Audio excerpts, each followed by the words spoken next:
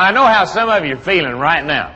You're thinking, if this guy's been elected to the United States Congress from 2 different states, done all this politicking with 5 different presidents and all this business, I guess we're going to be exposed to a bunch of politics here today, are we? No, I've gone straight and I work for a living now. I want to share some things with you. If you'll listen to them and you'll apply them in your life, better than that, if you'll start to work with them here and now today, I guarantee you, you're going to feel better about yourself and you'll do better in life. And, you know, if any of you have heard something I'm going to say, and I know we have several participants who were here at the other 2 days' meetings, and if you already heard what I'm going to say, don't stop me. Number one, I enjoy telling what I'm going to tell here today. And number two, I need it just bad as anybody here in the room. So the more we talk about this, the more fun. And it's good to see the ladies participating. Thank you for having a break, coming down here and joining us here today. And I've been impressed. I've been singularly impressed with this whole convention to see the husband and wife teams that have been participating together in this program and a company that encourages family overall support the way they do here. That's fabulous. Thank you. You know, whenever I see the husband and wife team participating in a meeting like this, I can't help but be reminded of a situation that my good friend Congressman John Buchanan used to tell about. John Buchanan's from Birmingham, Alabama. And John, before being elected to the United States Congress, was a minister. And for about 2 or 3 years, he traveled as an evangelist through about 3 or 4 southern states. And John said many times when he was going into an area to hold a revival meeting, he'd try to get in a day or 2 or 3 early to get around, visit with the citizenry, remind them to support the work of God and to do the work of the church and so forth, and frankly, to kind of muster up a crowd so he wouldn't be disappointed whenever he was putting on a revival meeting. And he said he was going into one of these little rural communities one day, a southern community, driving down the road, saw this farmer out plowing. And he just stopped his car and without any introduction, how do you do whatsoever, bounced right out across the turn road, right up to the farmer, and he said to him, I say there, brother, he said, are you a member of the Christian family? And the farmer looked at him kind of puzzled, and he said, well, no. He said, as a matter of fact, I ain't. He said, the Christian family lives about 2.5 miles down the road on the left. He said, no, brother. He said, I mean, are you lost? He said, well, no, I don't reckon you'd say I'm lost. He said, I've been right here on this same farm for over 25 years. He said, no, brother. He said, I mean, are you ready for the judgment day? Well, he said, I don't know. He said, when's it going to be? He said, well, it could be today, it could be tomorrow, it could be any time. And he said, well, when you do find out what day it's going to be, I wish you would let me know, because my wife will likely want to go both days. And, you know, as I see this group here and as I see this exciting, enjoyable, enthusiastic participation, I know it's been a great meeting all 4 days or ever how many days you have been here. It's been exciting every day. You got a good attitude. I like the winning attitude that I see through this whole meeting. Everybody's excited, and when you get excited, you get other people excited. You see, it's your attitude, it's how you feel about yourself that helps you to be the winner that you are and to set the example for those that you lead. Whenever I think about this, I'm reminded of a situation that happened to me some time ago. I'd been invited to address the annual Chamber of Commerce meeting in Silver City, New Mexico. It's a copper mining town about 120 miles north of El Paso, up in the mountains there in New Mexico. And I got up there that evening, had about 450, 500 people in the old Murray Hotel up there. Big, long head table, and so they were all in, you know, it's a big festive, it's the big blowout of the season up there in Silver City. And I turned to the fellow sitting next to him, and I said, well, tell me, sir, I said, how are things going with you? He said, oh, Mr. Foreman said, ain't you heard about the strike? I said, what strike? He said, Phelps Dodge and Kennecott, the 2 big copper companies up here, are both out on strike. And he said, let me tell you something, Mr. Foreman. He said, when those 2 companies go out on strike, he said, business in this community is bad. Now, he said, I happen to be in the real estate business. But he said it wouldn't matter if I was in the insurance business, automobile business, clothing business, grocery business, or anything else. He said, when those 2 companies go out on strike, business in this community is bad. He said, I haven't sold a house in 6 weeks, and I'll tell you something else. If this strike continues for another 4 weeks, I'm going to be on the verge of bankruptcy. I've never seen things so bad before in my life. Well, I'd never heard anybody so enthusiastically negative before in my life. This guy acted like he was weaned on a dill pickle. You know, I think when he got up in the morning, instead of saying, "Good morning, God," I think he said, "Good God, it's morning." You know the type I'm talking about. Well, I was sorry I asked him how he felt. I was supposed to bring these people a message of hope and encouragement and enthusiasm. Well, you can imagine how I felt. In just a little while, he turned, started talking to the fellow on his right, immediately took advantage of the situation, turned, started talking to a little lady on my left, must have been about 45, 50 years old. I said to her, I said, "Well, ma'am," I said, "how are things with you?" She said, "Oh, Mr. Foreman, ain't you heard about the strike?" And I thought, oh my gosh, Ed, you teach people to communicate and you done messed up twice in the same 5 minutes. But she said, "My business is terrific." And I said, "What?" I said, "What kind of business you in, lady?" She said, "I'm in a real estate business." I said, "The real estate business?" I said, "How do you explain it?" She said, "Let me tell you something, Mr. Foreman." She said, "These young folks that work for Phelps, Dodge, and Kennecott believe in those two strong corporations." She said, "They believe in the American free enterprise system." She said, "Most of them don't want to be off on strike anyhow.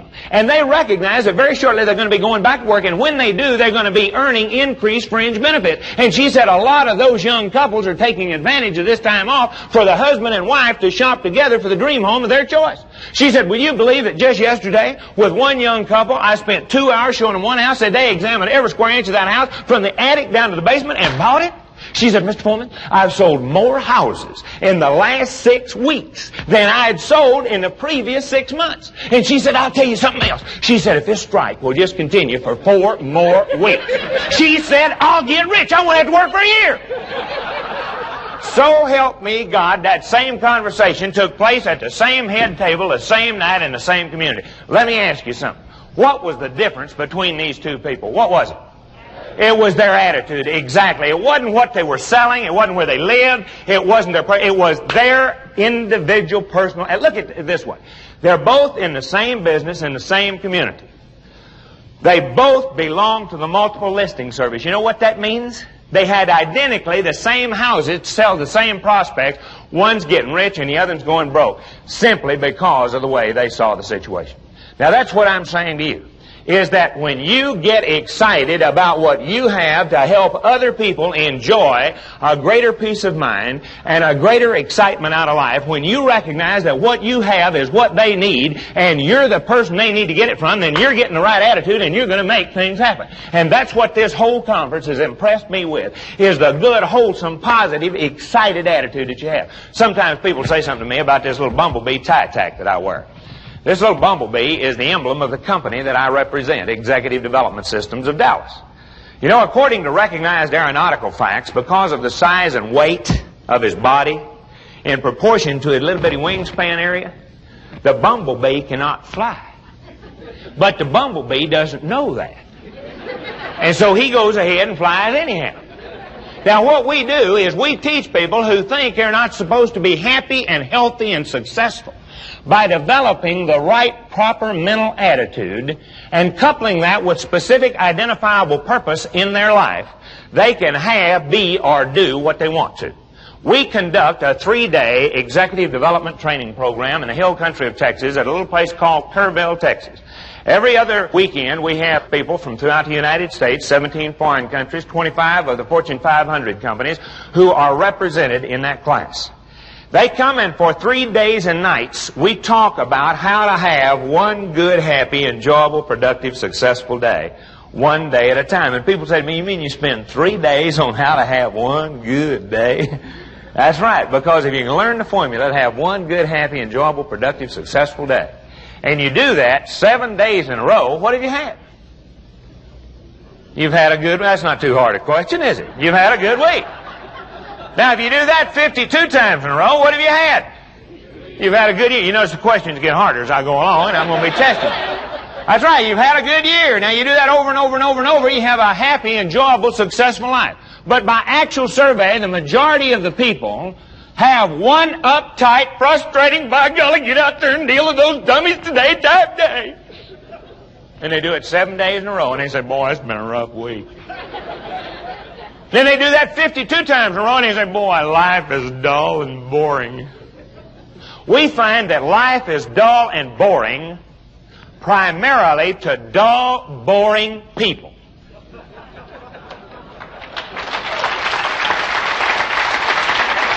Life is exciting and enjoyable and successful to exciting, enjoyable, successful people.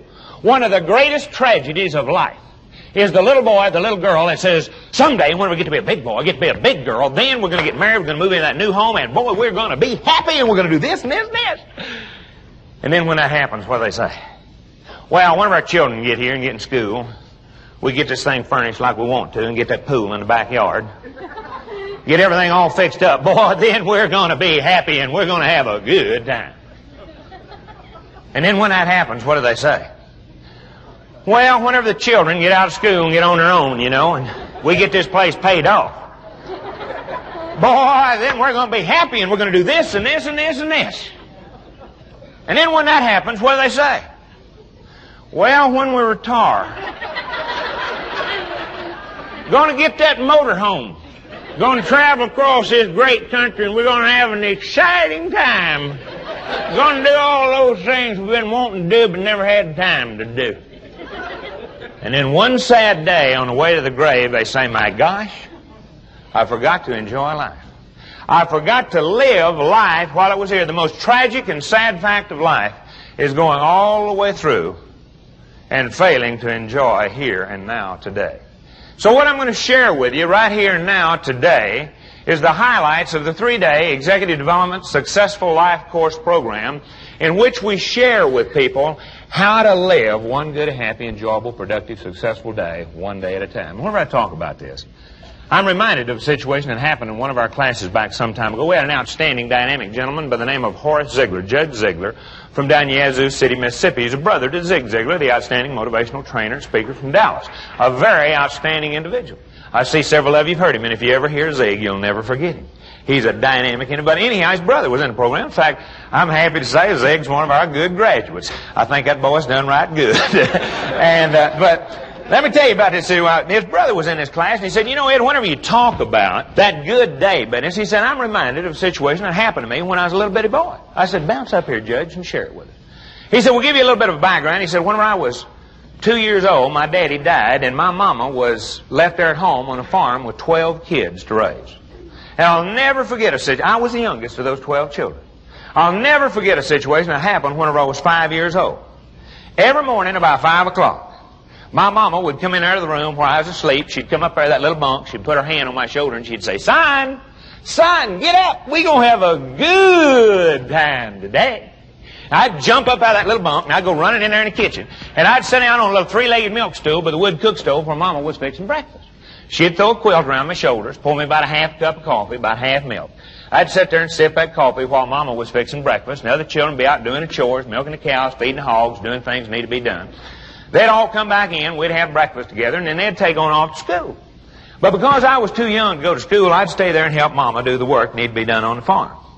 Now, this particular time I'm thinking about, we were picking turnip greens. I don't know if any of y'all ever picked turnip greens before or not, but that's along in the winter time of the year when it's real cold, and we'd been down there and we'd picked several baskets of those turnip greens. We brought them back up there to the house, and out there behind the house we had this big old long wooden bench.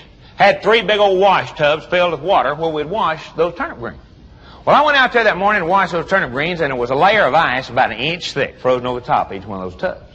I got me an old axe handle, and I went along there and broke the ice on top of each tub.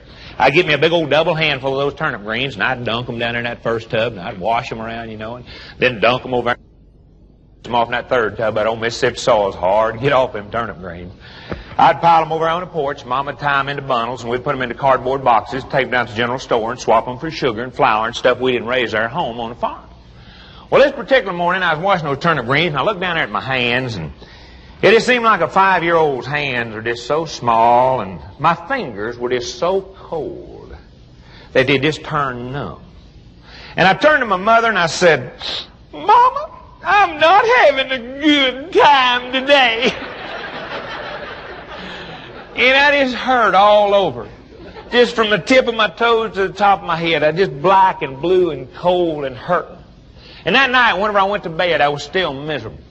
Next morning, 5 o'clock, just like she always did, Mama come in there, she put her hand on my shoulder and she said, Son, get up. We're going to have a good time today. I just rolled over and I pulled that quilt on my head and I said, No, I ain't going to get up. It's going to be a bad day. Well, she just turned around, went on back in the kitchen, started fixing breakfast. The other children got up, did the chores, came in, had breakfast, went on to school. Mother went on out to work. About 10 o'clock, I heard her in there in the kitchen. I got up, came walking in. She looked at me. She said, "What are you doing in here?" I said, "Well, I got up to have some breakfast and help you do the work around here." She said, "Oh, no. No, son," she said, "don't you remember? You made the decision this morning that it was going to be a bad day." And she says, "Son, it's going to be a bad day all day long." She took me right back in there and put me right back in that bunk. Now, you'd think any mama would let her little boy up to have lunch. But bless that dear mother's disciplined heart of mine, I stayed right there in that bunk right through lunch. I didn't even get to get up whenever the other kids came home from school. I didn't even get to get up for supper. It was the longest, most miserable, bad day I'd ever spent in my young life. Next morning, 5 o'clock, just like she always did, Mama come in there, she put her hand on my shoulder, and she says, Son, get up. We're going to have a good time today." I bounced up out of that bed and I went running in there. I sat down on that little three-legged milk stool. Mama threw that quilt around my shoulders and I started sipping that coffee, and right then and there I learned a lesson I've never ever forgotten. And that's this, that you and you alone make a decision every single day as to whether you're going to have a good day or a bad day. It's not that individual that may unthinkingly pull out in front of you on the way to work that decides whether you're going to have a good day or a bad day. It's not that irate, upset spouse or son or daughter or client that decides whether you're going to have a good day or a bad day unless you let them. The greatest power that you have is the power to choose every single day as to whether you're going to have a good day or a bad day. See, remember this, if you don't remember anything else I say, no one can make you angry unless you let them. No one can upset you unless you let them. But you and I both know people, don't we, that regularly go around letting uncontrollable circumstances determine whether they're going to have a good day or a bad day. You know people who get up and they go out and look outside and they say, "Oh, it's raining, it's going to be a bad day." And there's no way they have any control. They let the weather control their attitude. You and I both know people that can be taken off to work, have a little fender bender on the way to work, and look at my new car, all scratched up. They'll complain about it all day long, won't they? Some of them will gripe about it for a week, won't they? And then you know people who can roll their car over on the way to work. I mean, roll it over 3 times. Total it out. And get out in one piece and say, "Boy, ain't I lucky." The good Lord must have been riding with me. You see, it's not what happens to you that's so important as your reaction to what happens to you. It's your reaction to every little thing that happens in life. You plant the seed of a positive, happy, expectant thought. You get a positive, expectant action therefrom. It's impossible to think a thought and not have an immediate action therefrom. For instance, if you're thinking a happy, pleasant thought, what's the action immediately therefrom? You got a smile on your face, exactly. You're thinking uptight, frustrated, you've got that scowl on your face. Now, you do that 30 days in a row. Whatever it is, any action you repeat 30 days in a row, what happens? You develop a habit, that's right. And the habits then begin to build the character that we become. That's the exciting lesson that I talk and I share with you as we go into this, is that the thoughts that we think become actions. The actions develop habits. And the habits then build the character that we become. And you may be saying in here, well, right now, now come on, Ed. You're talking to the winners. You're talking to the leaders. We're the one that keep the old apple cart up and going around the track. You don't need to be. You're preaching to the choir. We're the positive characters of this organization. Let me run a little test on you here right now. Supposing you're taking off to the office. You got just enough time to get there. You got one of the biggest, most important potential clients that you ever had. You got an exact meeting time. You got just enough time to get there. And just before you get there, a train pulls across the road in front of you. Are you the type that says, "Oh, damn, that makes me mad"? If you are, you have learned to react negatively to those things over which you have no control. And yet, which a fit isn't going to help. For instance, is it going to make the train move any faster to throw a fit? Not going to help it at all, is it? Now, what does it do whenever you say, "Ooh, that makes me mad"? It increases your blood temperature, your blood pressure, and it starts the drip, drip, drip of the acid that starts the formation of ulcers. We have 4 medical doctors on our staff. who say that any time you say, ooh, that makes me mad, up goes your blood pressure, up goes your blood temperature, and down goes your life expectancy. In fact, people who continually say, ooh, that makes my red, use more preparation H than anybody else. Because consciously, we are subconsciously programming ourselves for a defective part of our anatomy.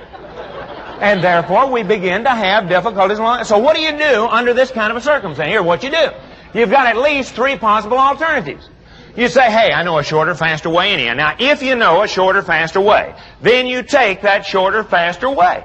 If you don't know a shorter, faster way, what you do is you say, that's all right, I'll use this time to plan my day specifically so I can get more done in less time. And so you take out a pad and a pencil, and you're not going to be interrupted by the telephone or anybody walking in on you right there in your own little private cubicle.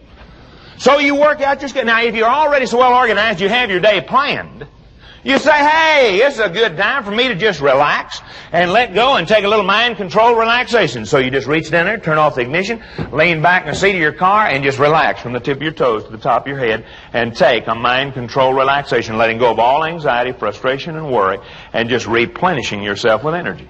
And people say, well, supposing you go to sleep. The person behind you will always be thoughtful enough to awaken you when the train moves and you can move on. Now, what we're talking about here is that it is impossible.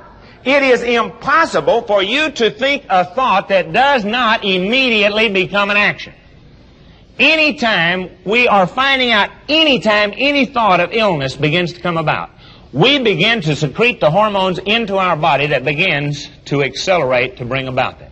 Anytime we think about health, anytime we think about good feeling, then we begin to program ourselves for that good feeling. Just to show you right now, for your own, I think you learn better from example than anything else. For you to appreciate more fully what I'm talking about, let me ask you all to just go through a little imaginary game with me, and it's a great thing you can share with some of your associates back home when you get back. Everybody just reach in your refrigerator right now and hold a lemon in your hand. Everybody get a lemon and hold it in your hand. Let's just make this as real as we possibly can. Imagine. All right, now look down there at that lemon in your hand. Come on, get a lemon in your hand there. I'm talking to everybody here. This ain't show and tell. All right, now squeeze that lemon. Feel the firmness of it? All right, now see that yellow waxy peeling? See the 2 little green pointy ends there? All right, now bring that lemon up to your nose and smell it. Smell that citrusy smell? All right, now put that lemon back down on the table. All right, now cut that lemon half in 2. Okay? Now pick up half of that lemon and look at it. See that center there? Now see the juice running down over the peeling? All right, now bring that half a lemon up to your nose and smell of it. Smell much sharper now, doesn't it? All right, now bite into it. Your mouth filled with saliva, didn't it? I noticed 8 or 10 of you there nearly got the lockjaw on that one, didn't you? See, now all that was a thought. But when you thought the thought of biting into that lemon, what happened? In came the saliva to wash away the lemon juice. Now that same thing happens whenever you think, hey, I know we're going to make this one. We then begin to secrete hormones into our bloodstream to give us that winner's expectancy performance. And when you do that, then you perform better and things begin to flow your way. That's the exciting thing that we're talking about, is that we become the character of the thought. Now, the exciting thing here is that if you don't like the character you are, you say, hey, I would like to be a little bit more positive. What you do is you begin to upgrade your thoughts, and that's precisely what I'm going to be sharing with you and showing you here today. If you think right now, you can think about people that you work with, and you can think of happy, enthusiastic, positive characters. I mean, they're just a kind of an individual. No matter what the weather is, they say, boy, it's a good day today. No matter what the job to be done is, they say, well, it may not be our responsibility, but by God, we'll do it better than it's ever been done before. Now, if you'll think for just a moment, you can think of an individual that's 180 degrees away from that person. No matter what the weather is, they gripe about it. If the wind's blowing, they gripe. If the wind ain't blowing, they say, it's hot and muggy around here when the wind ain't blowing in. No matter what the job to be done is, they say, why do we have to do it? That's the claims department. Why can't they do it, you know? You're thinking right now, he's talking about old George, aren't you? You're thinking of somebody you're easy to think of because there's more of those than there were the first time. Now, as you think about those 2 types of individuals, which one would you rather work around on a regular basis? The uptight, frustrated one or the happy, enthusiastic one? Yeah, it's an easy question. The happy, enthusiastic one. Why would you rather work around the happy, positive, enthusiastic person? That's right. It's contagious. It's catching. You begin to feel that way too, don't you? Now let me ask you a more difficult question. Which type individual are you the majority of the time? Now let me ask you even a harder one, and you don't have to answer this one out loud. I can tell negative answers by the way you squirm in your chairs. How would you like to have to work for yourself? I asked that question day before yesterday, and the guy said, I'd quit before I'd do that. How would you like to be married to yourself? Now, that's bringing it right close to home, isn't it? Now, what I'm saying here is that life is too short to be a sorehead. Life is too short to be a griper and a complainer and always looking for the bad things. Supposing you only had 7 days left to live, you'd probably be a little happier and a little more loving and a little bit more enthusiastic than you've been being. Just start pretending that today is the most important day of my life, and I'm going to make it a good day. And when you make today a good day and you multiply it over and over and over, but a lot of people say, well, Ed, you know, that's a good philosophy and you can go around and teach it and preach it, but you don't understand. We're out there in the real business world. We're out there facing these people every day. We got all these, and now I'll never forget a situation that happened to me not too long ago. I was in a barber shop where I trade and went in there and the barber said, there's no boy in here the other day that used to know you when you was in the oil business out in Midland, Odessa. And I said, oh, and he said, yeah. He said, Ed Foreman trades in here, doesn't he? And he said, yeah, as a matter of fact, he does. He said, I know Ed Foreman. And he said, I think Ed Foreman is a phony. And my barber looked at him kind of puzzled. He said, a phony? He said, why do you think Ed Foreman's a phony? He said, any guy that's involved in as many business activities as Ed Foreman is, that goes around with a smile on his face, acting like he's happy in these times of inflation and high interest rates, that every time you ask him how he feels, he responds with terrific, has either got to be stupid or he's a phony. Now, he said, I don't think Foreman's stupid. I just think he's flat phony. And my barber said, well, now, wait a minute. He said, let's take a look at this. He says, just supposing that Ed went around the way you're talking about. Supposing whenever he went in to talk to his banker, he said, 19% interest rate? Well, that's highway robbery. I don't know how I'm going to pay that loan back, much less 19% interest. My God, I never saw anything like it. How do you think it would feel if he talked to his clients and said, oh, boy, our business is bad. I mean, that's the roughest I've ever seen times before. He said, do you think that would help Ed Foreman's success? Do you think he would sell more and do more and build more? He said, well, I never thought about it that way. Now, that's what I'm talking about. So many people at this meeting have said to me, boy, I wish the agents back home felt like I do and felt like you talk. Now, the best way to get them to do that is to do what? Is to live the example. When you live the example, they say, by golly, he or she knows something, they're feeling good, by golly, I must not be thinking right, and I'm going to start acting that way too. And I know how some of you feel. You say, well, what about when you run into those real tough situations? I got to tell you a funny thing happened to me the other day. I always try to get my income tax in early. And on April the 14th, my accountant came in, and we were going over the final... well, we still had better than 24 hours to get it done. And I didn't know what the rush was because I was going to be in town the next day anyhow. But he came in, and he had a very serious look on his face, and he said, boy, he said, I got some bad news for you. And I said, well, you got any good news? He said, yeah, I got some good news. I said, well, for goodness sakes, give me the good news first. He said, well, Ed, he said, this past year has been a good year for you. He said, it's been the best year you ever had. He said, in ready-mix concrete and sand and gravel business, it's the most profitable year you've ever experienced. He said, in the building business, he said, it's the best year yet. He said, insofar as your speaking business is concerned, most profitable year. In the seminar business, he said, you finally broke across the point, and that was a profitable year. He said, we put you into the oil and gas drilling and development business for a tax shelter, but he said, we hit more good ones than we did bad ones, and he said, we've showed a positive cash flow in that, and we've got a profit on that. But he said, the bad news is you've got a whopping tax bill to pay. And I said, well, that's good. And he said, what do you mean that's good? And I said, I'd far rather be concerned with coming up with the money to pay a whopping tax bill than to try to cover an operating business deficit. But I said, if you think last year was good, you ain't seen nothing yet. I said, we already got leases signed for warehouses and buildings we haven't even built yet. which means the ready-mix concrete business is going to be good if we don't do anything but supply ready-mix concrete and sand and gravel to our own operations.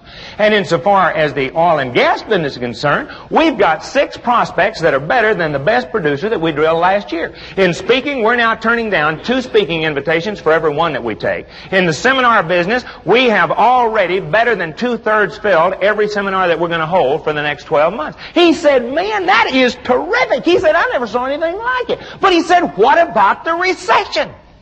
I said, we decided not to participate. That's the thing I'm talking to you about. Is that you make that decision.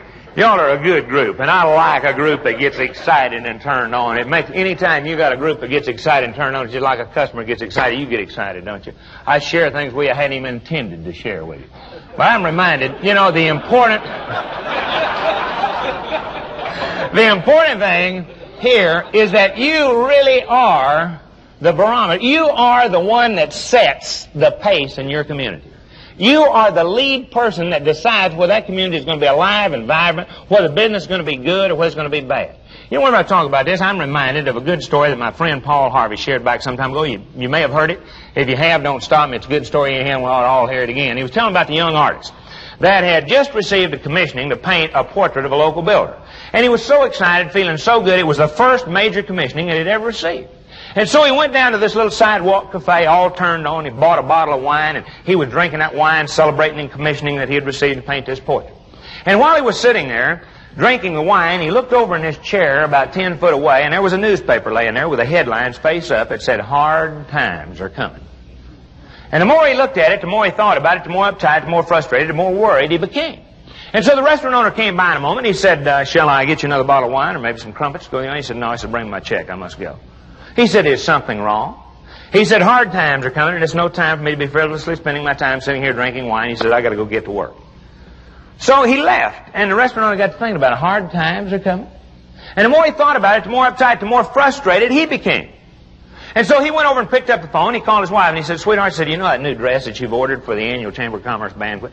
He said, "That's an awfully expensive undertaking for a once or twice a year wearing." And he said, "I understand hard times are coming." And he said, "Maybe if you could call them, maybe we could put that off a year, maybe cancel it altogether." She said, "Well, all right." So she went to the phone, she picked it up, she called this local dress shop.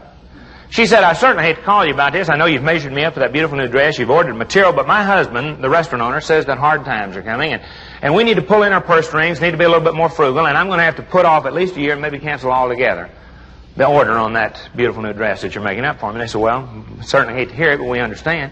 And so the dress shop owner got to thinking about it, and the more he thought about it, the more uptight, the more frustrated, the more anxious he became. And so he went over and picked up the phone, and he called his local builder. And he said, "I certainly hate to call you about this, but," he said, "I understand that hard times are coming." And he said, "You know those plans we've been going over to double the size of my dress shop?" He said, "This is a terrible time for me to be taking on that type of obligation." And he said, "I'm going to have to cancel those plans for you to add on to my dress shop." Well, some of you are already way ahead of me. The builder got to thinking about it. He went over, picked up the phone, and called this young artist. And he said, "I understand hard times are coming." And he said, "This is no time for me to be frivolously spending my money to have a commissioning for a portrait to be painted." And he said, "I'm going to have to cancel that commissioning that I gave you to paint my portrait." And so the young artist, in desperation and sorrow, went down to the little sidewalk cafe to drown his sorrows in a bottle of wine. And there he was, sitting there drinking the wine, and he looked over in his chair about 10 foot away. And there was this newspaper with the headlines face up that said, "Hard times are coming." He walked over, and he picked it up, and he examined it very closely. And the date line was 10 years old. They had laid the paper there from where they had been unpacking dishes in the restaurant. And yet the headline that it conveyed had infected the entire thinking of the leadership of that community, and they were preparing for and guaranteeing that hard times were on the way. That's what I say about you. You see, when you are dynamic and enthusiastic and alive and vibrant, that enthusiasm rubs off on every person you're around. Now, I'm just a business person, just as you are. I'm just sharing with you, but I'll tell you one thing. You're going to go out of here feeling better today than when you came in here. I know I'm going to go out of here feeling better because we have shared. And what have we shared? We have shared some enthusiasm that I've picked up by the implementation of the principles that I'm talking to you about right here. Let me ask you a very personal thing right here, right now. How many of you in this room today have a tendency to worry once in a while? Would you raise your hands? All right, most of you raised your hand. If you didn't raise your hand on that, you probably didn't understand the question. Now, if there were a simple, easy-to-follow little method that would help you recognize what worry is and help you overcome this troublesome pestilence for the rest of your life, you'd probably want to know how to do it, wouldn't you? Say yes. Yes. All right. Let me tell you what worry is. Worry is nothing more or less than negative goal setting. I'll put it another way.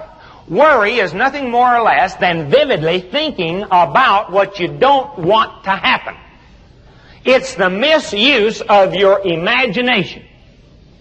You see, worry is thinking, oh, I bet we can't pay off that note at the bank.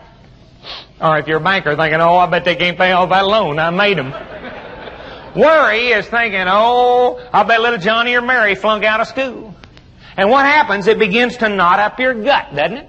It begins to increase your blood pressure and your blood temperature, and it starts the shortening of your life. And many times people say, well, if there's anything that old boy knows, he knows what worry is. All right, now having defined what worry is, projecting a negative outcome, or thinking negatively about things that already passed and over which you have no control. Let me ask you to play a little game with me right now. Everybody just close your eyes and think about, everybody just close your eyes right now, and think about your most outstanding number one desire, your number one goal in life. Maybe it's to be in that beautiful new home in the country with that wooded acreage all around there. Maybe it's to have that cabin in the mountains or that cottage on the lake. Maybe it's to see little Johnny or Mary graduate from school and get into business on their own. Maybe it's to see you get your business operation in such shape that you can continue to grow and to make that thing prosper and to be among the winners with which you're associated here today, even more effectively than you're doing now. Whatever your number one goal, your number one desire specifically may be, right now think about it with your eyes closed and vividly imagine, actually see in your imagination yourself enjoying the fulfillment of the realization of the accomplishment of that goal. Smell the smells.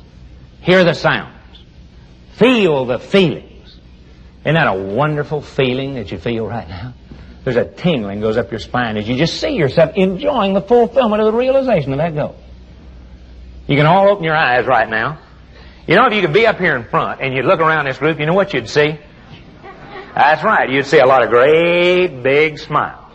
In fact, usually folks laugh right out loud during that exercise. Now, you know what that feeling is called that you had just now when you were thinking about what you wanted to happen? You know what that's called? That's called happiness. You see, when you think about what you want to happen, you feel happy right now, don't you? Now, let me ask you something, John. Do you do your job better when you're happy? Of course you do. Do you feel healthier, Tom, when you're happy? Why, of course you do. Don, do you get along better with your wife, your family members, and associates whenever you're happy? Why, of course you do. See, all of those are easy questions to answer in the affirmative. Yes, whenever you feel good, whenever you're happy, everything flows better today, and therefore today is a good day.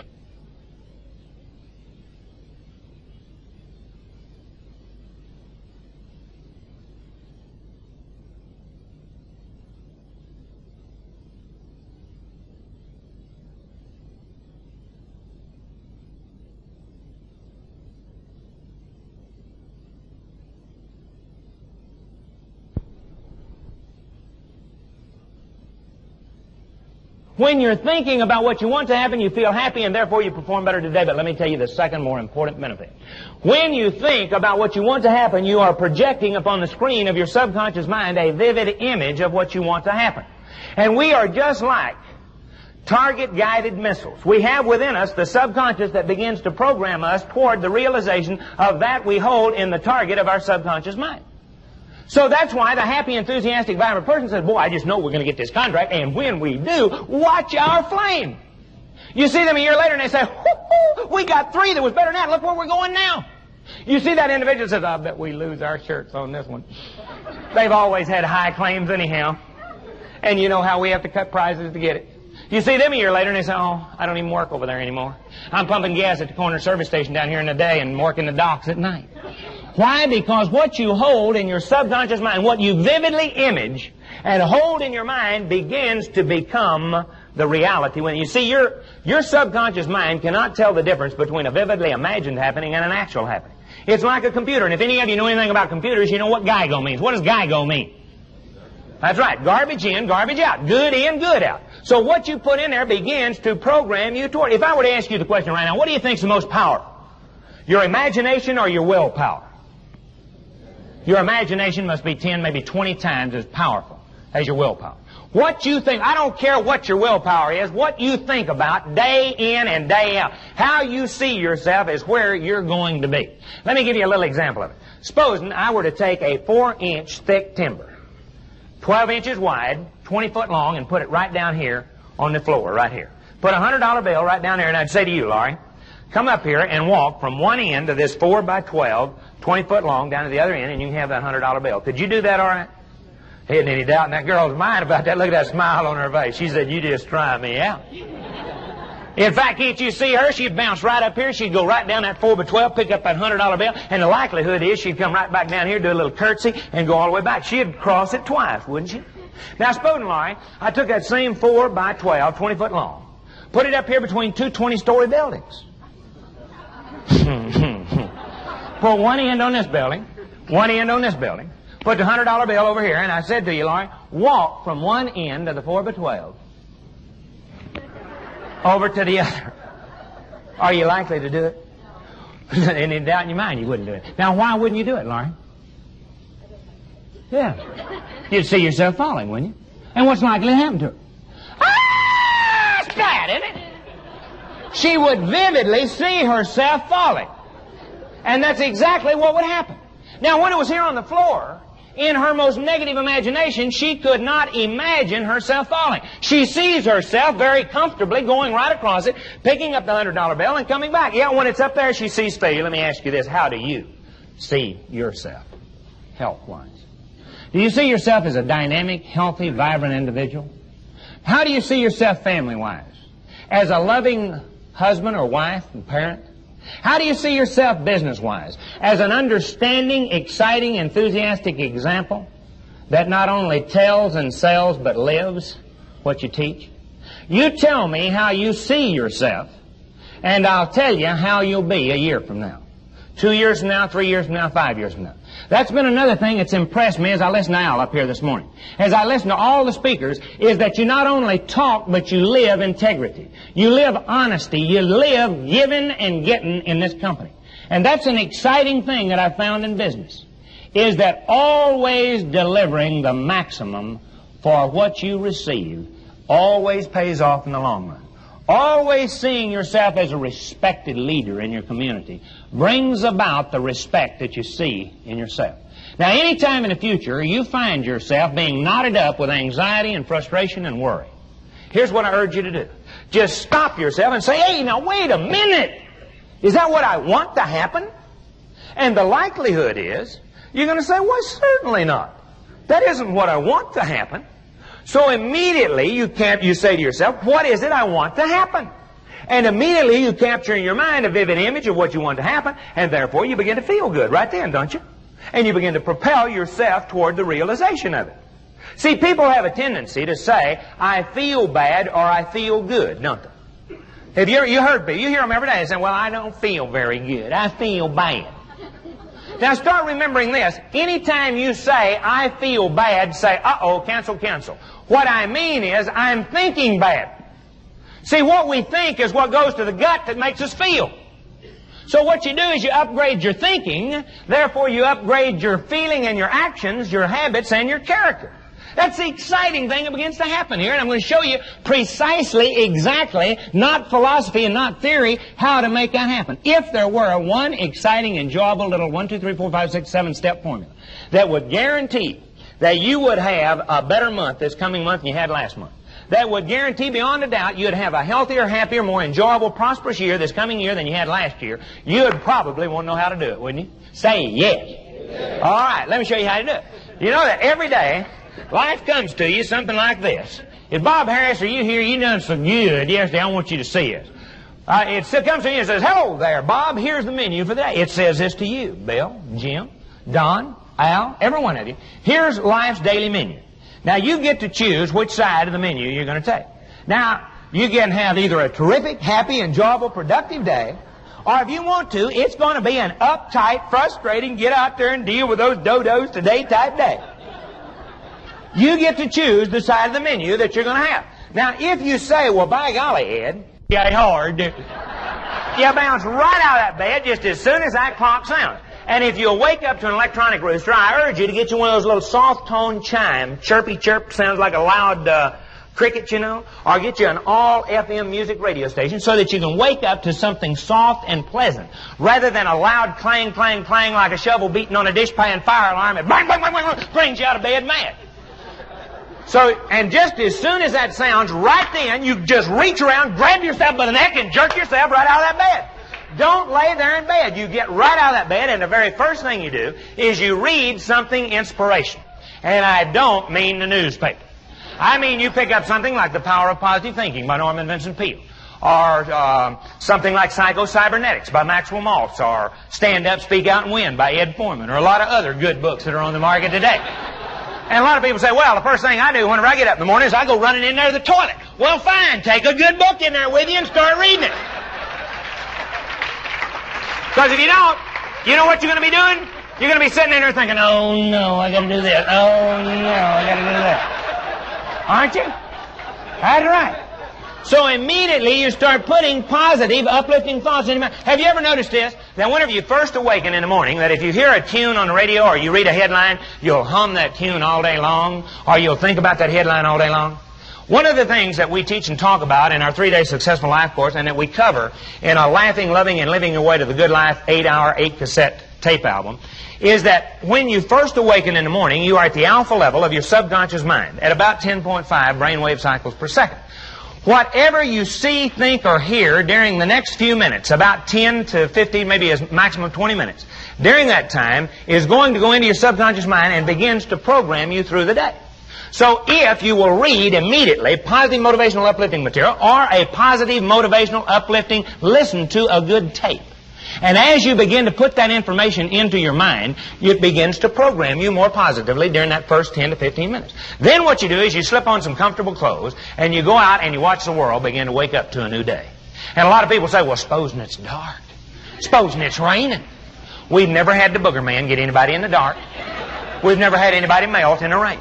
You just go out there and you watch the world begin to wake up to a new day, and you give thanks to God for all the many wonderful blessings that you have to be thankful for. You just say, thank you, Lord, for 2 good eyes with which to see. And for 60 seconds, just observe all of the things that you can see with your eyes in 60 seconds. There was a magnificent sight as I went out early this morning. Over across the way here, down to the freeway, and across and on to the edge of the lake. For just a little while, the sun shone this morning as it was trying to come up. What a beautiful, magnificent morning it was. And I said, thank you, Lord, for this kind of sight. Say thank you, Lord, for 2 good ears with which to hear. And for 60 seconds, so many different things you can hear. You'll normally hear a plane in a far-off distance. You'll hear a train. You'll probably hear a barking dog. You'll hear the leaves as they rustle in the breeze. Thank you, Lord, for a strong, healthy, dynamic, vigorous body. And I know how some of you are feeling right now. You're saying, oh, come on now, Ed, you've stopped teaching and you've started preaching. No. Have you ever noticed this? Have you ever noticed that those folks who are grateful and thankful and appreciative normally have more to be grateful and thankful and appreciative for? They enjoy a better standard of living. They live in a better home. They drive a better automobile. They just enjoy more of the finer things of life, don't they? And have you ever noticed this, that those people who are always griping and moaning and complaining seem to have more to gripe and moan and complain about? Yeah. Seems like the good Lord says, well, you're always bitching. Let's see you get over this one. Let's see you get over that one. It just seems like they got more to gripe about, don't it? And that's precisely what we're talking about here. Is that what you emphasize begins to multiply. If you had 2 children, and no matter what you did for one child, that child said to you, oh, Mom, oh, Dad, thank you so much. That's so wonderful. I'm going to put it to use, and I'm going to do this and this and this. And the other child, no matter what you did for that child, they said, oh, no, I wanted one of these. Why can't I have, everybody else got one of these? Why can't I have a new one? Which one would you have the tendency to do the most for? The happy, grateful, appreciative one, wouldn't you? And that's just the way our Father in heaven treats us. When we give positive affirmations through ourselves to Him, then we find that they begin to multiply. That's the exciting thing that begins to happen. And after you've done that positive affirmation, you come back in from that walk, and you do a few stretching exercises to keep that body strong and healthy and dynamic. As I told you a while ago, we have 4 medical doctors, 2 outstanding clinical chiropractors who work with us in our program who designed a 12-minute-a-day, 12-exercise program, whereby you keep that stomach flat, you keep that body strong and healthy. It's covered on one of the tapes in that 8-tape album that I talked to you about there a while ago. You go through that exercise program. Only don't make it a long, boring program. Just 12 minutes, 1 exercise per minute, and you go through that. And then after you go through that exercise program of just basic stretching program, keeping those muscles feeling good and loose, then you take a shower. And after you take a shower, you have some breakfast. And a lot of people say, well, I don't eat any breakfast. Your mother told you the most important meal for you to have every day is to have a good breakfast, didn't she? And I don't care if it's just a nice big bowl of whole grain cereal, some whole wheat toast, a glass of juice, and a glass of milk, and a cup of coffee, is you give yourself the protein to convert to energy to give you the strength to perform through the day. In fact, a great rule to follow on eating and drinking your way to good health, and we cover this also in our program and in those tapes, is that you have breakfast like a king. If you're going to have a big meal during the day, it ought to be breakfast time. If you want to, you can have a little lean broiled piece of meat. Have an egg or two. Have some whole wheat toast, juice, milk, coffee. And therefore, that gives you the energy in the tank to propel the machine through the day. You're breaking the fast of that 6 to 8 hours that you have been resting and retiring. And so, therefore, you have breakfast and you fill yourself up with a breakfast like a king. And then what you do is you have lunch like a prince. Now, I know I don't have to say this to this group, but many times in the Northeast, in the Boston, Philadelphia, and New York financial circles, I tell them the story about one of my good friends in Dallas who has 3 banks, and he put a notice on his bulletin board, and he said, well, those loan officers who feel like they must have a cocktail or 2 or 3 at lunch, please drink scotch or whiskey instead of gin or vodka, so our customers will think you're drunk instead of stupid. So what I say to you is don't drink lunch. You just have a nice, moderate lunch like a prince. Don't overload yourself where you're sluggish and run down. And then when you come in this evening, you have supper like a pauper. That is, you have a nice big tossed salad or maybe a bowl of cereal or some cornbread and milk or something. When you don't need a lot of food to sustain you through that rest in the evening, you just take on a light meal. But what do many of us do? We reverse that cycle completely, don't we? We bounce up late, on the run in the morning, run in there, grab a cup of coffee, a greasy donut, and a cigarette, don't we? Gives us a high blood sugar count for about an hour and 15 minutes, and then, bam, down we go, don't we? Feet up in the air. Go running in there to the coffee pot, grab yourself a cup of coffee, put a couple of spoons of sugar in it, get it down as fast as you can so you can get that blood sugar back up. Or gals, you grab yourself a Coca-Cola, don't you? Do you know that a 12-ounce Coca-Cola has the equivalent of 7 spoons of sugar in it? And it just begins to add on that old icky, gooey syrup going into it. And we're trying to keep that blood sugar up. And here we are on the run. And what do you do at lunch? You'll grab a hot dog or a cold bologna sandwich on the run, a couple more cups of coffee or a couple of Coca-Colas, don't you? Getting so much of that down, you start getting the Arbuckle lumps, you know, just getting like that, you know. And here you are on the run. And this evening you finally get in and you go in and you say, oh, hon, I'm just whipped. Pop me a cool one. And so you'll have 2 or 3 cocktails or 4 more, you know, get yourself about half mesmerized. The world kind of starts going around a little bit slower, you know. And then in comes that supper. I mean a big old prime rib with fat marbled all the way through it. Big old pile of mashed potatoes and greasy gravy poured down over the top of it. Big old pile of butter beans, big old white roll with butter all over the top of it. You say, oh, hon, you just outdone yourself here this evening. And you start plowing your way through that big pile of stuff sitting in front of you. And just about the time you get through, you say, oh, hon, my favorite pie a la mode with caramel syrup all over the top of it. I don't know if I can eat all of it or not. But you try, don't you? Chomp, chomp, burp, chomp, chomp. Finally get it all down, you get up and you go, ooh, brr, boy, I really ate too much tonight. And what do? You go waddling in there to the TV room, don't you? Sit down in there, you turn on the TV and you say, hey, Beverly, where's them popcorn balls and peanuts? Isn't that right? For another 30 minutes to an hour, there you are, munchy crunchy, stuffing your face. Full as you can. Just like a stuffed pig ready for the spit, you know. You finally get up and you say, oh, boy, I overdone it tonight. I'm going to have trouble sleeping. There you go, consciously programming your subconscious mind that you're going to have trouble sleeping. You go in there and get in that bed, and what do? You start burping, don't you? You start doing other things too, don't you? Give him the elbow. He deserves it. That's right. All right, and you roll and you toss during the night, don't you? Yeah, you have the sweats during the night. You have nightmares. And then you get up the next morning and you say, boy, I feel lousy. No wonder you feel lousy. Your body's been working overtime all night trying to digest that load of garbage you got on you this morning. You don't want to eat anything, so what do? On the run, you run in, grab yourself a hot cup of coffee, greasy donut, and a cigarette, and start the cycle all over again. What we say is you try it for 7 days. Reverse the cycle, breakfast like a king, lunch like a prince, and supper like a pauper. I don't mean to step on anybody's toes, but our doctor says as a general rule, most overweight people do not eat breakfast. As a rule, if they do eat any, it's very little breakfast. They hardly eat anything during the day, and they say, I don't know why I gain weight, I just eat 1 meal a day. But what do? From 6 o'clock to bedtime, they're clomping that meal on, ain't they? It's just like a wheelbarrow load. They start loading on all the way to the bed.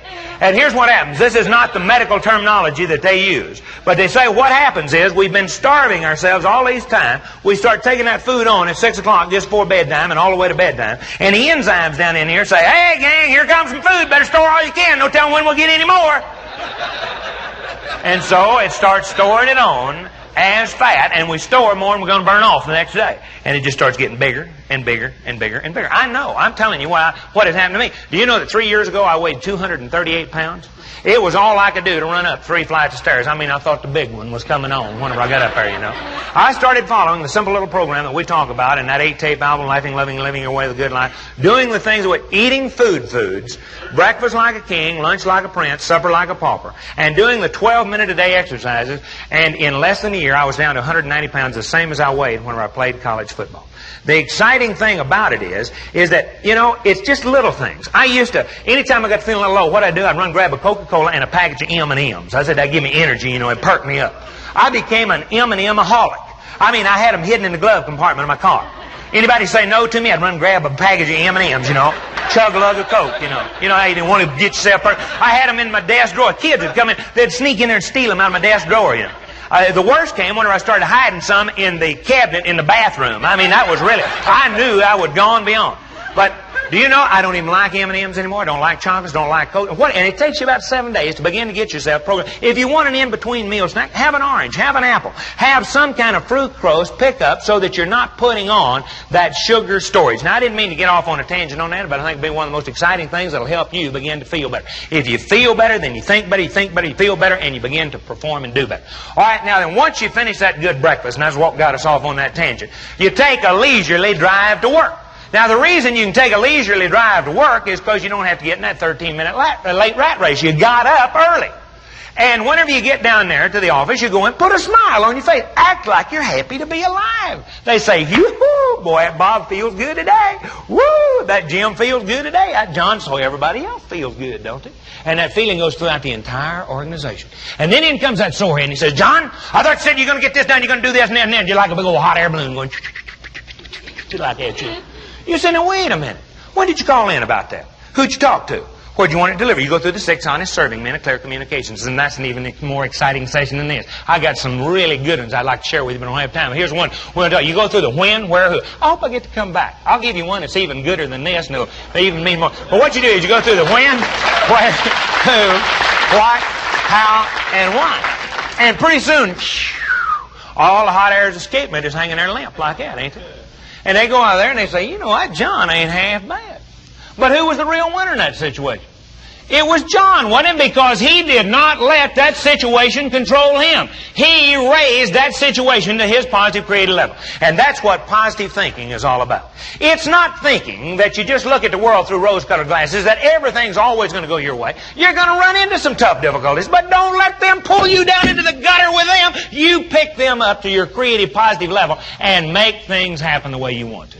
And then instead of work till you're about to drop over like a dead dog, you stop during the day and you take a mind control relaxation. From the tip of your toes to the top of your head, you just relax and let go of all tension and tightness and just replenish your body with energy.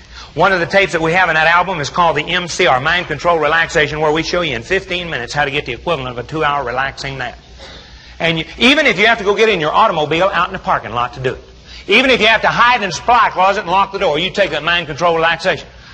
Even if you have to go to the restroom and close yourself in there in that room, that's the last choice place, but at least that's one place you could go.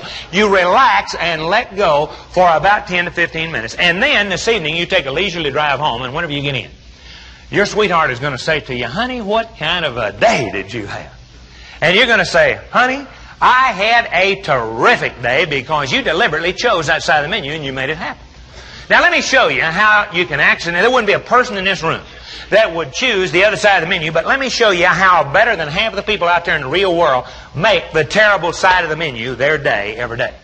What you do is you get up late. You know, when the clock sounds, you say, oh no, gosh, is it time to get up already? And you throw a little tantrum right then, you know. I never did like daylight savings time anyhow, yeah. And then when the first news alarm goes off, you hit at it and you knock the clock off of the table. You jump up, you go running into the toilet, and you stump your toe on the way into the toilet. And there you are in there shaving, just fast as you can. And you get yourself shaving. Put a little piece of toilet paper on there to keep them bleeding to death, you know. Then, you yourself again, put another piece of toilet paper on there. First thing you know, your face looks like a cotton patch. A little piece of toilet paper stuck all over it, you know. Or girls, you're putting your makeup on and your finger slips and goes right in your eye, and tears start running down. You make a little ravine right down through your makeup, you know. And here you are, got yourself off to that bad kind of a start. You don't have time to read anything inspirational. But on the way into the kitchen, you scoop up the morning newspaper so you can memorize the front page. Read about all the murders, wars, and rapes that happened the night before, you know. Get all that bad news working in your head. You go running in there to the kitchen and your sweetheart has you a hot cup of coffee poured and you go to drink and you go, yeah! What are you doing? Trying to scold me? You know to saucer and blow this stuff. I'm in a hurry. And you get into a good argument with her or him while you're pouring that hot acid down into your stomach. Got all that bad news working in your head. And you reach over there and you pick up a cigarette and you light it and you start sucking that smoke down in there with that hot acid into that empty stomach so you can go,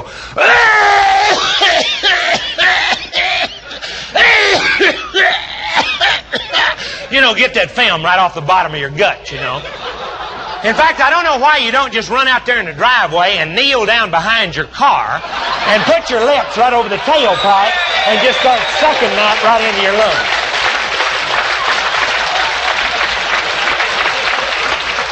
And a lot of people say, but I smoke to relax. Well, that'll relax you. It's just a little bit faster than putting a bunch of dried up leaves and a piece of paper, spitting on it, rolling it up and setting one end on fire and sucking the carbon monoxide through there. But what we do, we get all that working in our guts, you know, get all that going, look at our watch and say, yep, 13 minutes late, just like always. Go running out there, jump in the car and screech out that driver. Oh, look out, world, here he comes. Like a 5,000-pound semi-guided missile headed down that highway. You get down there at that first traffic light and there's some dodo sitting through a green light. You sit down on that horn, you say, move on, stupid! He says, shut up, fat mouth! And he catches you right there in a red light. But here's something you've learned to do. If you'll sit there and race your engine, it'll make that light change faster. In fact, you found out that if you'll race your engine and double your fist up and wave it and mumble obscenities at the same time, it'll make that light change. It's something about your technical training background, you know. And sure enough, you change the light and screech, go through about 3 of those, finally get out of the office, go in and say, good morning, John. You go, yeah! And they say, boy, he like a bad breath tiger this morning. Better watch out for him. He'll snap one off of you, you know. And that feeling goes throughout the entire organization. And then in comes that story, and he said, John, I thought you said you're going to get this contract ready, and you're going to do this and this and this, and it's just like a big old hot air balloon going, you say, wait just one doggone minute, buddy. Let me tell you a thing or two. That's like reaching up there, grabbing his balloon and going, pow, and hot air and spit goes all over everybody. He goes out there telling everybody what a no-good scoundrel John is, and John works till he's about to fall over like a dead dog with his feet sticking up in the air. And finally, About 6:30, 7 o'clock this evening, you get out your briefcase, commonly referred to in our program as a monkey cage, and that's one of the things that we show you how to keep the monkey off your back. But you start unloading those stinking, squeaking monkeys off your back. Put them in that briefcase so you can take them home, tell your wife how overworked and underpaid you are, how rough life is. Nobody just realized what the business world is today and all the fight we have, you know. In fact, not too long ago, a fellow said he got into, well, he was taking a big fat briefcase full of work home with him every night, and said his little 6-year-old daughter was talking to her mother, and she said, Mommy, she said, why is it that Daddy doesn't have time to visit with me and talk to me after supper like he used to? She said, well, sweetheart, said, you know, your father just got a promotion. He's got a very important job down at the office now, and he's got so much to do during the day. He can't get it all done, and he has to bring it home and worry and work with it here after supper at night. And the little 6-year-old first grader said, Mommy, why don't they put him in a slower group?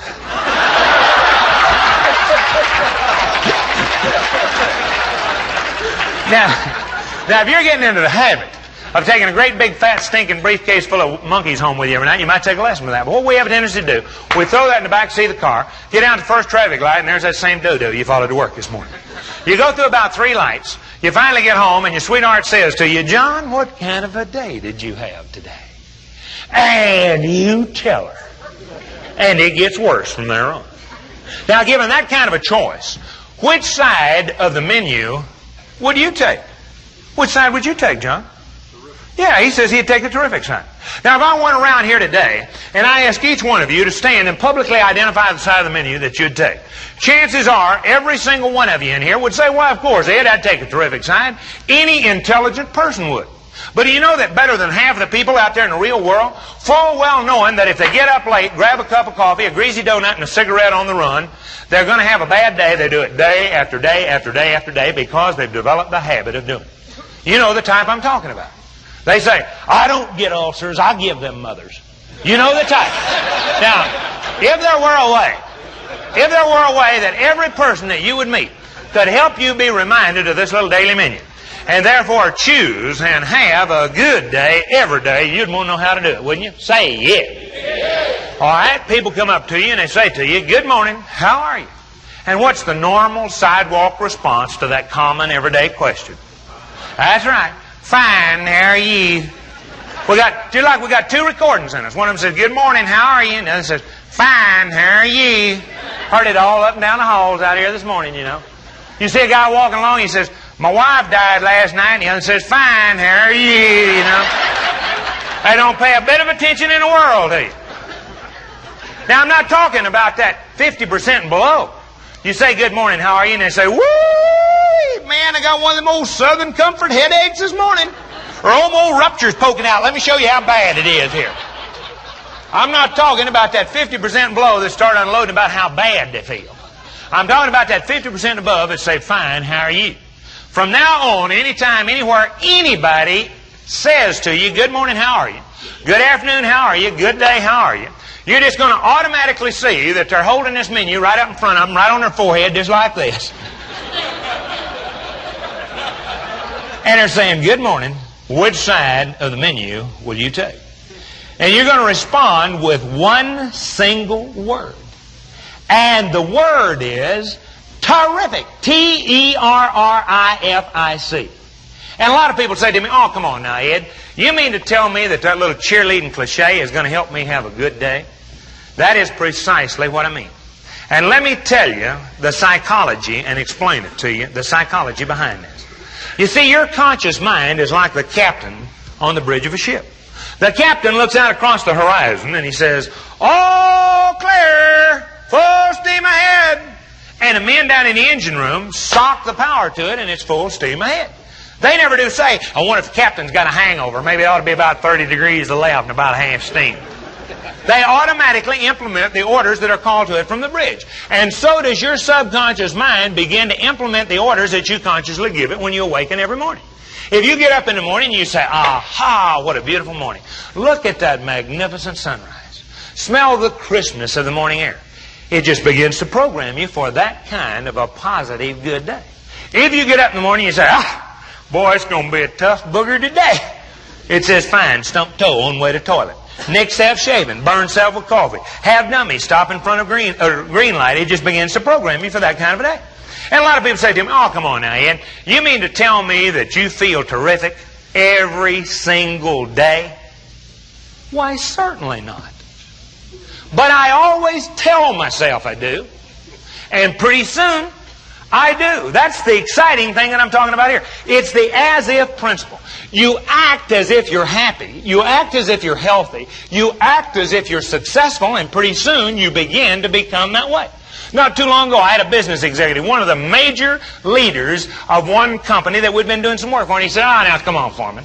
He said, if I'm not sincerely feeling happy and enthusiastic, I'm not going to put on a false front and act like I'm happy and enthusiastic. And I said to him, I'd 10 to 1 rather have someone around me that was acting like they were happy and enthusiastic than a sincere sorehead any day. Wouldn't you? Of course you would. Now, if you don't like the word act, use the word practice. Practice being happy. Practice being healthy. Practice being successful, and the first thing you know, you begin to become aware. And sometimes people say, well, just supposing you didn't get in until midnight last night. You couldn't find a rental car. You couldn't find a taxi. You finally took a bus, and that was one of the locals, and it stopped all the way in. You didn't get into the hotel here till 3 o'clock this morning. They had all the rooms rented up. You had to walk 7 blocks down the street. You didn't get to bed till 4 o'clock this morning. And at 6:30 this morning, Al called you, and he said to you, good morning, Ed. How are you? You mean to tell me honestly and sincerely now, you would respond with the word terrific? I said, I mean, if you have to put your fingers on your lips and say, terrific.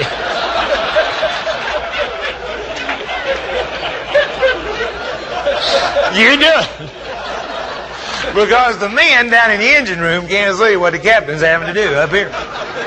Now, admittedly, the first time you may have to say, terrific. But the second time you can probably say, terrific, without the use of your fingers. And then the next time, terrific, and the more you say it, the more you begin to feel it. That's the exciting thing I'm talking about. Not too long ago, we were working with several petrochemical companies and different organizations. And there was a purchasing agent for one of the major companies I work for. He said, Ed, I'd give anything in the world if I could feel as enthusiastically, dynamically, vibrantly alive as you seem to feel every day. And I said, I'll tell you what you do, Bill. I said, you take one of these little daily menus for laughing, loving, and living your way to the good life. I have, incidentally, a copy for every single one of you to take a copy of this home with you tonight to begin to practice it. And I said, here's what you do. I said, tonight, before you go to bed, you read it from cover to cover. It has a little happy face in it, a little sad face.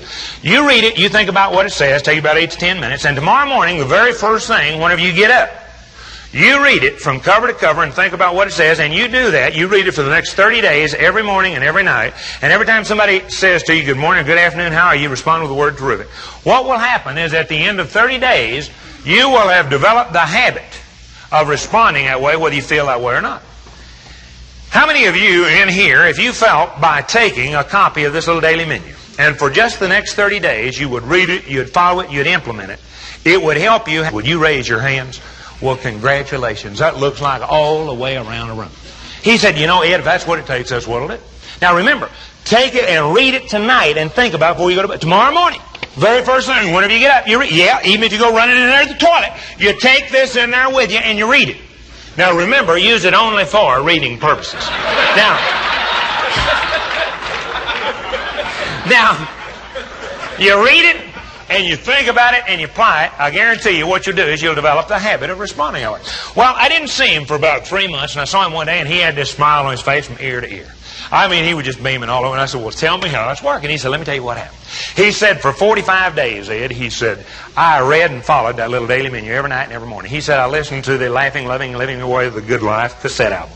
He said, I read the book, Stand Up to Me. He said, I did everything you said. Every time somebody said to me, good morning, good afternoon, how are you? I responded with the word terrific. But he said, what happened on the 45th night, our electricity went off, and he said, the next morning, our clock didn't awaken. He said, I woke up at 8:30. I looked at my watch, jumped out of bed, stumped my toe on the way to the toilet, nicked myself shaving. He said, almost exactly the way you explained on the bad side of me. Said I had to change shirts 3 times because I'd bled down, ruined the collar on 2 shirts. Said I went running into the kitchen, and bless my dear little wife's heart, she had poured me a hot cup of coffee in a tin cup so I could take it to work with me. And I went to drinking, and I just stuck to my bottom lip and just peeled the skin right off of it. He said, I went running out, jumped in the car, got down to the first traffic light, and there was that dodo sitting through a green light. Said, I went to change hands with that coffee to honk and holler at him, and I spilled that coffee right down my flyer. And he said, it's just as hot as it was when it peeled the skin off my lip. He said, I finally got to the office, I went running in there, and said the telephone was ringing off my desk. And said it was this cantankerous engineer out in our production department calling in. And he said to me, good morning, Bill, how are you? And I said, terrific! And he said, well, you sure don't sound terrific. And he said, well, I am terrific. And he said, I started laughing. Because he said, right then and there, I recognized that I had indeed developed the habit of responding that way, whether I felt that way or not. And at 10:15 in the morning, I turned the day around into what was going to be one of the most gosh-awful, bad, terrible days I'd ever had into an exciting, enjoyable, productive, successful, terrific day because I had developed the habit of doing it. And that's exactly what I'm talking to you about. Is that the more you do this, the more you apply it, the better you're going to feel. Now, I know I've talked too long now. You've been a wonderful, magnificent group. You've helped me bring out a better feeling in myself, and I hope that I've helped you do the same. The thing that I'm going to do right now is I'm going to end this session with a little test. It's a one-question test that requires a one-word answer. If you get it right, we're going to move on to the closing session of this program. Nobody ever flunks one of Ed Foreman's classes. We always make sure. All right, now here's the question. Good morning, group. How are you? Hey, that was good. I believe that's about the best first-time response we've ever had. I notice there's 4 or 5 of you out there may need to use your fingers. If you do, go ahead. Because we're not taking down names. Now this time, everybody knows what the answer to the test question is, and we want everybody to get 100 on this test. So now this time, when I ask you, I mean just let it come from way down deep. I mean just bellow it out with all the power you got. Let them hear us clear down there at the registration desk. All right, everybody ready? Good morning, group. How are ya? Hey, that's a lot better. All right, now then, this time, what you're going to do, uncross your legs, empty your laps. All of you, right back there at the back, everywhere. This time, what you're going to do, you're going to come up out of those chairs. You're going to play like they're spring-loaded. You're going to try to sock your fist right through the ceiling. Watch out for that center chandelier down there. You're going to come right up. You're going to shout just as loud and as strong and as powerfully as you can. And if there's anybody sitting there saying, he thinks I'm going to do that, he's crazy. Then you got another thought coming, because this ain't show and tell. Everybody does it, or we're going to stay right here in this room and practice on it until you all get it done. All right, everybody ready? Good morning, group. How are ya? Hey, all right. You go out of here dedicated to that kind of spirit, and you're not only going to have a good day, you're going to have a good week, a good month, and a successful, happy life. Thank you. God bless you, and be with you.